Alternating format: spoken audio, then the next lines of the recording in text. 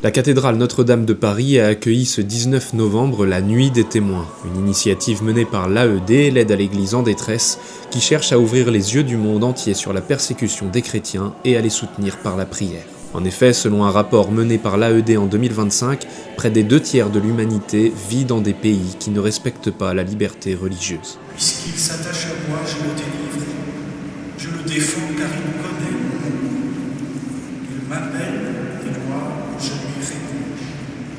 Je suis avec lui dans son épreuve. Au cours de la soirée, les témoignages poignants du père Saliu, de sœur Christine Joseph, mais également de Darius, un Iranien converti au catholicisme qui n'a pas pu être présent, ont résonné dans la cathédrale. Par leur douleur, leur foi et leur espérance, ils ont touché les cœurs des personnes présentes. À la sortie de la veillance, on se sent forcément touché par les témoignages et on sent que grâce à l'AED et ces témoignages, on peut lever le voile sur ce qui se passe réellement dans certaines contrées du monde où les chrétiens sont persécutés.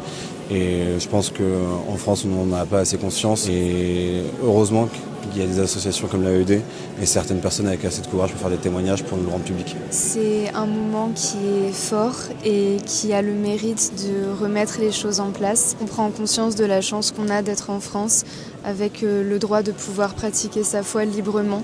Quand on entend tous ces témoignages, on voit tous ces gens qui risquent leur vie au quotidien juste pour vivre leur foi, pour suivre Dieu.